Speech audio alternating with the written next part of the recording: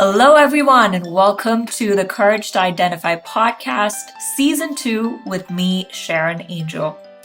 I'm so happy to see that you've continually been listening to all of these episodes. Yes, the season has gotten deeper, and we're diving into conversations that most people probably don't have on a day-to-day basis. But these conversations I'm having with different people because I know that they are valuable to each person's identity.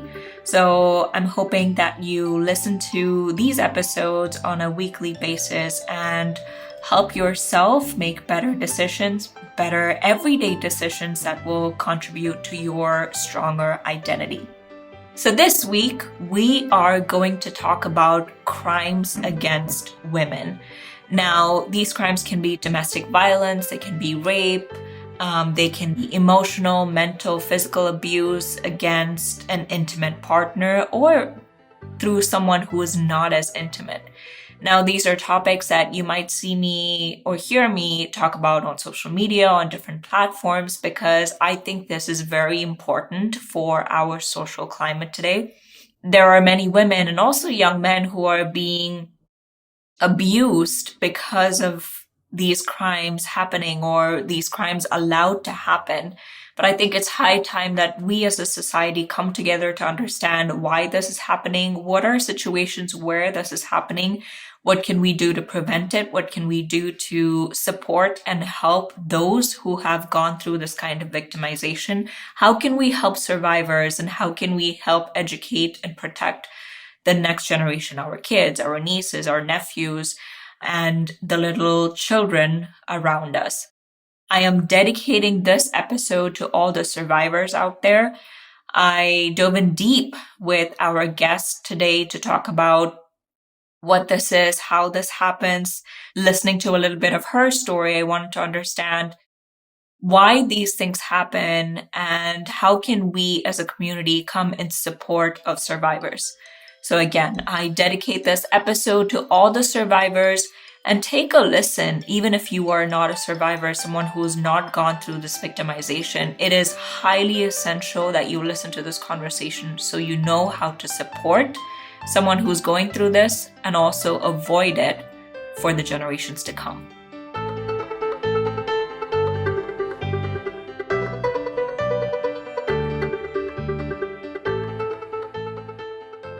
So today we're going to talk to Patricia Wenskunas, who is a founder and CEO of Crime Survivors, Inc.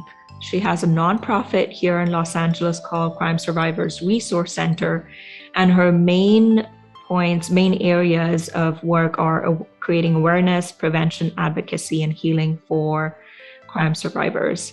Patricia, thank you for being on my podcast. Thank you for being on this episode. Can you tell us a little bit about what you went through? You went through a horrific incident. Can you tell us a little bit about that? And then we'll talk more about surviving crime and how to deal with that. Absolutely. And thank you so much for having me. Thank you for the great work that you're doing. It's such an honor to be here today. And so it's not always easy to share my personal survival, but I do it because I know that I'll make an impact in another life. Another victim, another survivor, to know that they could be victims of crime, but not defined by the trauma. Myself, on April 4th of 2002, my personal trainer came into my house, drugged me, wrapped my face and head in saran wrap, beat me black and blue, screaming that he was going to kill me and kill my son. Life-changing experience. I had been victimized and traumatized before, but never would have I ever thought that someone would want to take my life or take my son's life, which was 12 at the time. He headbutted me, banged my head into the wall, kicking me, hitting me, screaming that he was going to kill me and my son. I was able to get the saran wrap off of my face that he wrapped around my face and head, and was able to, of course, it broke into a fight, which I don't like to fight anybody, but I was protecting myself, doing everything I could to fight to save my child, which thank God he wasn't there that day. But I had the fear that he was going to go after my son. And so I was able to get over my 12-foot balcony, eventually to get out my front door to neighbors to call 911. Again, life-changing experience. He was charged with deliberate premeditated attempted murder, burglary in the first degree, assault with a deadly weapon, and criminal threats. And through our legal system, He ended up serving approximately 120 days. And no matter how many times I relive or think about that, justice was not served. But I am alive. I made a promise to God on April 4th with each and every next breath I would live for community above self. I like to think that I've kept that promise, and I'm continuously doing what I do day in and day out to bring awareness, prevention, advocacy, and healing throughout our communities. Now, for survivors, it is difficult to tell their story, number one, because it's like living through the pain of what happened. But when I found you through I read your article. And one thing that you mentioned is that legal aid provided to you or the court system, they were slow. Can you tell us a little about that? How did you feel? What happened to the perpetrator? Yeah, the whole system was so flawed back then. What I didn't know, I thought what you see, in the news or on TV or the radio or different places, that's what happens, right? I thought for some reason, and maybe I was naive to think that justice was going to be served. I kept thinking that the court doors were going to open, he was going to go to prison and jail, and I was going to be safe and move forward with my life. But not always does that happen. No matter if he would have been guilty, not guilty, whether it's 120 days, whether it's 15 years, when you're victimized, it doesn't change the situation or the circumstances, right? And so for myself, for my son, living through that process, I just feel like the system was flawed. I thought it was broken. I don't think that victims were included in the process at all, to be honest with you. And I feel like it is very difficult for victims to tell their stories. And even though I thought the system was really messed up back in 2002, I feel like it's worse now than it's ever been. And I wanted to specifically talk to you today because you have turned the ugly into good. One, you have taken the time to heal, you have taken the time to reflect. And today you're a voice for the voiceless, those who cannot share their story and those who need help. You are helping them in so many different ways. So, to create awareness for those who are victims and survivors, and also those who don't really understand how victims feel, how survivors navigate through life, I wanted to take this time to break down different concepts and remove the stigma, remove the taboo behind things that happen when it comes to domestic violence and so on. So, number one, when somebody is raped, violated, whether physical or mental or emotional, should they share their story? Should they tell people what happened to them? It's a tricky question in all honesty, because there is still, it's 2021, right? We're going into a new year, 2022. And I feel as if no matter what year it is, it could be 2025, it could be 3030, right? I feel like there's always that stigma, that shame, that blame, that guilt. I hope it goes away, that I see it in my lifetime, but it still exists, sadly. But I would say, share whatever you're comfortable with. I wish that all victims would share what happened to them without stigma, shame, blame, guilt. But I also feel that it's a choice to each and every individual that has gone through trauma and victimization, because they've already been forced into something that was no choice of their own. That innocence, that trauma that they had to go through. I don't want to ever tell someone to do something that they don't want to do, that they're not comfortable with doing. In time, whether it's the first 30 days, whether it's 6 months, whether it's 16 years, whether it's 60 years, some victims come forward and share with their family or their friends or with a therapist or a place of worship or a stranger. Sometimes they share. And so for me, I would like to say, I would like to be there and guide a victim to be able to share their story. But I also respect the fact that if they choose to not do that, I want to always honor and respect wherever they're at. I also want to honor and respect the victim to know that they can get help and support, that they're not alone, no matter what they've gone through, no matter what anybody has said or done to them. I want them to be assured that they're not alone. That's good. They need to hear that. There is this cultural context, or there are these things that are said to people who are victims, that you did something wrong. They're afraid that people would say it's because of what you wore, it's because of how you conducted yourself to the other person, how you spoke with the other person. there are so many things that are said to victims that prohibit them from sharing their story. But how should they deal with the shame, guilt, and, for lack of a better term, the societal downfall that victims face after sharing their story? Nobody deserves, no matter what the situation or circumstance is. I'm always left to think about when a father of a murdered child once said to me, Patricia, everybody said, wrong place, wrong time. My son was in the wrong place, but my son was outside a church. He was coming out of mass.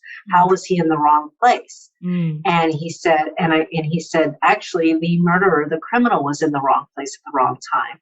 And so a lot of people, they put that blame onto a victim. Was she showing a lot of cleavage? Was she wearing a short skirt? Did she have a lot of makeup on? Did she not have his dinner on the table at 5:00? And those things need to change. And we need to take ownership, and we need to educate. Even as victims, we need to educate individuals. Even as survivors, we need to educate the community and let them know that that's not okay.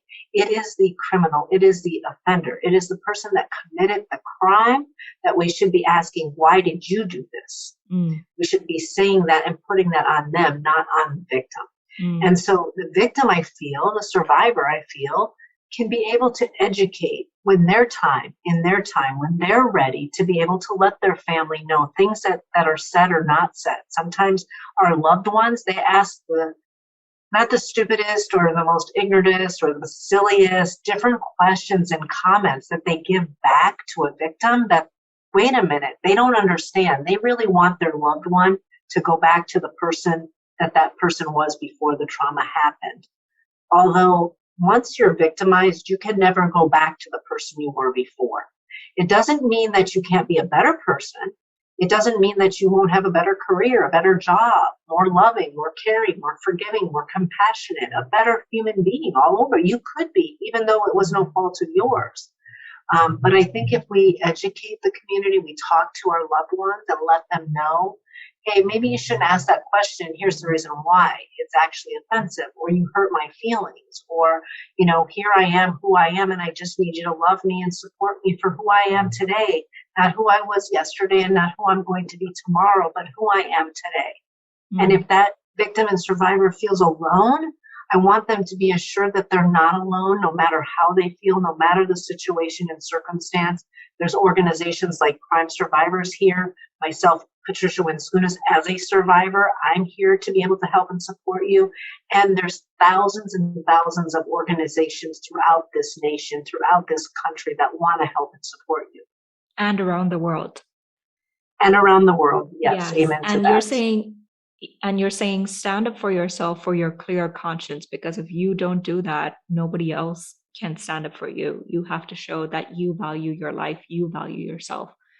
There are women and men who have faced violence and don't want to go to law enforcement, don't want to take it to the legal courts, the legal system. How would you say they can get help? And not just in America, around the world, what are some tips that you would share to try and get help? There are many organizations out here and throughout the world that will help without a police report, without being able to report it and just being able to have a place to go. I would say start at your place of worship. Start with your family, your friends. Find somebody in the community, a nonprofit organization, somebody that will be able to listen and hear you. And sometimes it may not be the first, it may not be the second, it may not even be the third person that's going to be able to be there to listen or hear. But don't give up, because it could be the fourth or fifth person that you reach out to that's going to make a life-changing experience for you. And if you don't want to go to law enforcement and report, don't go. And you may not want to go the first 24 hours, maybe 6 months down the road, depending on what the crime was. And maybe never. But there are people out there that will help you, that you don't have to bury the feelings or the emotions or the trauma. And those triggers are always going to be there, no matter what the situation and circumstances are. It could be a taste, a smell, a feel, a touch, an emotion, a memory that comes back. And it could come back the first week. It could come back 16 or 60 years down the road, to be honest with you. Be able to talk about it.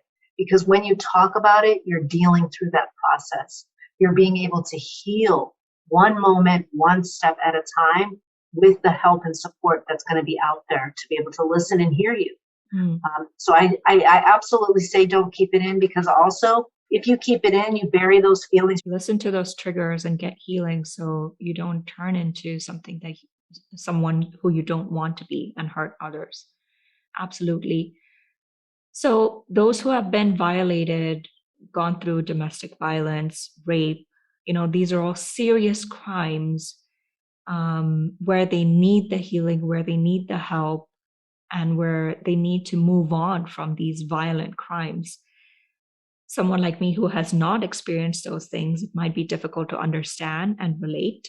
The common advice that people give is forgive and forget. But I'm imagining that it's something very difficult to do because your personal space and yourself has been violated. How can you forgive and forget?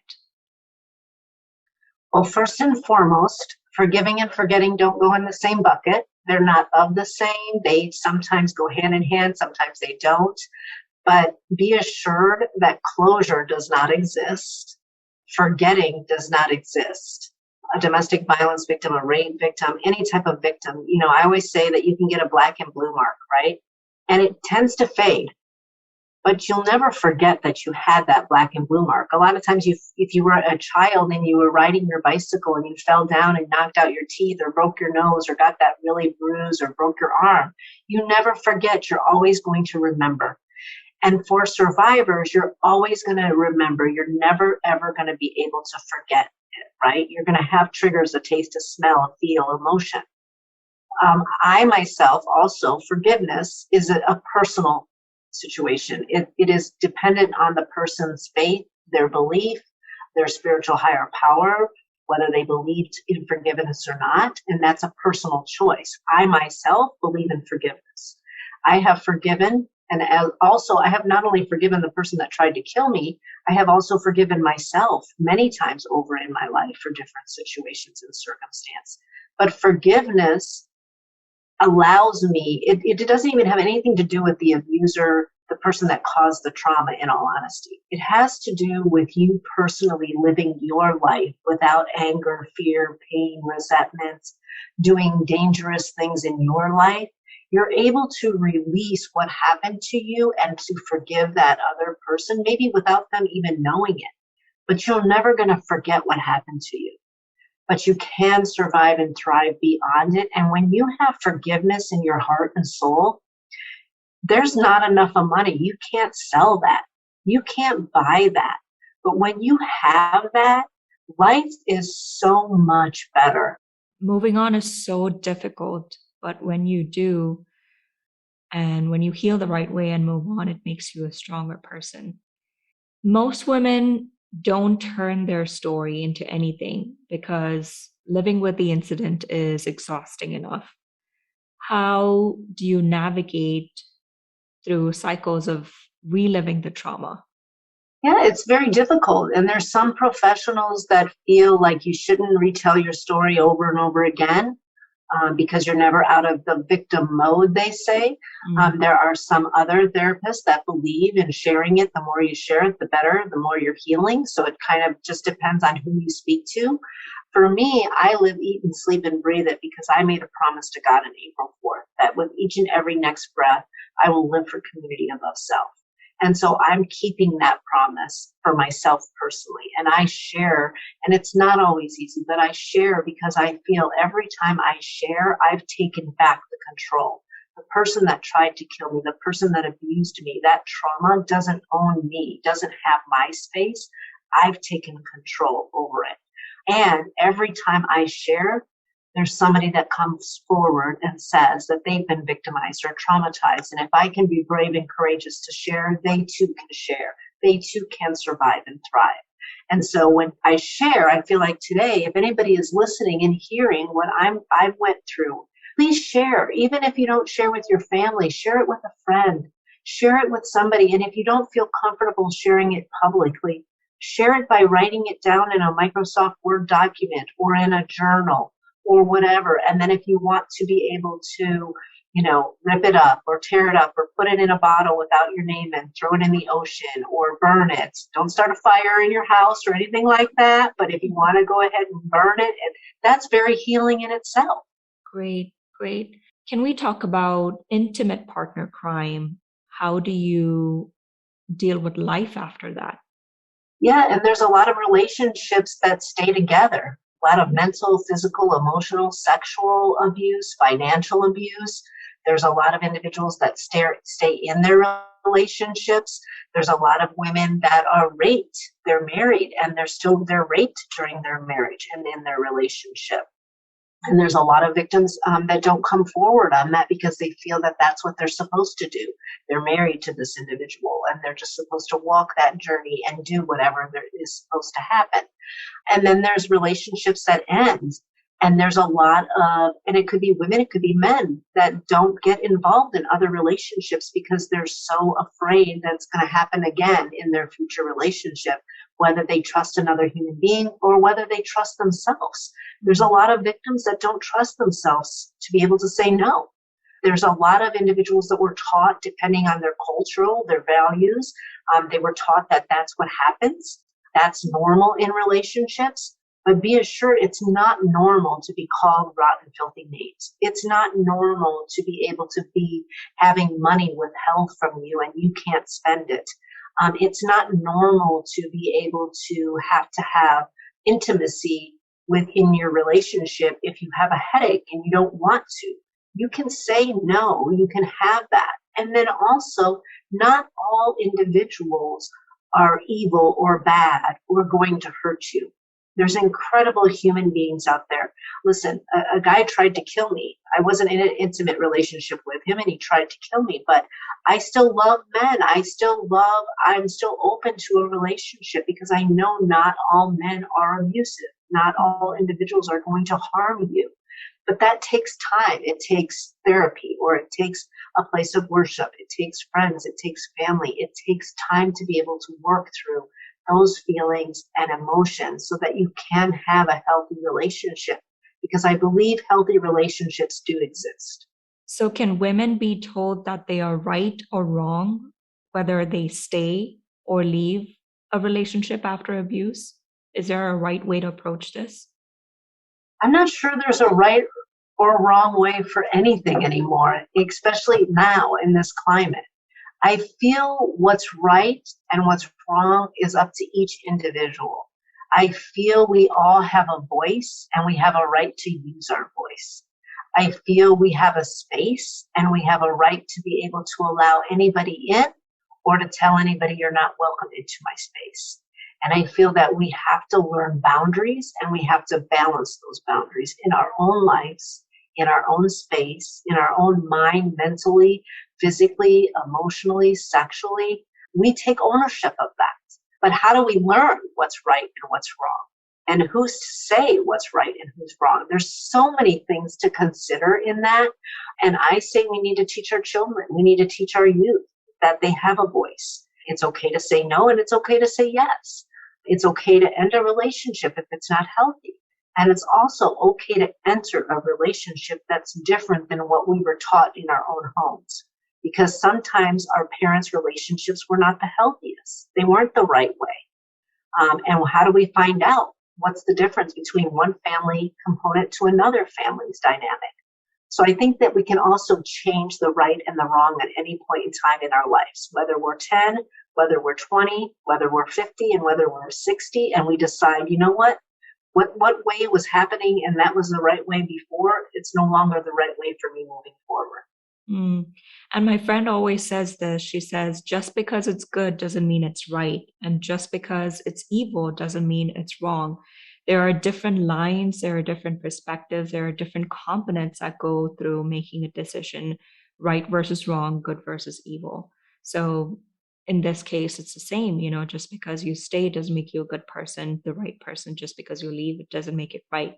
There are different things that you have to analyze and make that decision for yourself. I'm going to ask you this one question and then we're going to take a break and come back and talk to you. Is there hope for the survivor? Oh, wow. That's a strong question with hope, because there is always hope. If we lose hope, we have nothing. We have to be able to have hope. I feel like with hope or with faith, there is hope. Absolutely. It's one of the things that I live on each and every day. With faith, there is hope. And there is always hope. And what's very scary is if somebody that loses hope, because even if you have a mustard seed of hope, you can thrive through anything. You can get through it. And I'd like to believe that, yes, absolutely, there is always hope. There's hope to break the cycles of trauma and victimization. There's hope to be able to survive and thrive in your life. There's hope to live a healthy, safe, and productive life. We're talking to Patricia Wenskunas, the founder and CEO of Crime Survivors Resource Center. We'll be right back. And that was part one of our conversation. We're going to continue this conversation with Patricia. You might have been listening to different aspects of what it takes to be a survivor and the things that they deal with. And like I said, you don't have to be a survivor to be part of this conversation. You just have to be a human to know what is happening with them and how we can prevent it in our society, because the percentage is just increasing by the day. We're going to continue this conversation with Patricia in part 2 and know how to stop this epidemic from happening in our next generations, and how society, the legal systems, and just everyday people can help in stopping this epidemic. I'll see you on the next episode. This is the Courage to Identify podcast, season 2 with Sharon Angel. Please visit SharonAngel.com for more information. I will talk to you soon.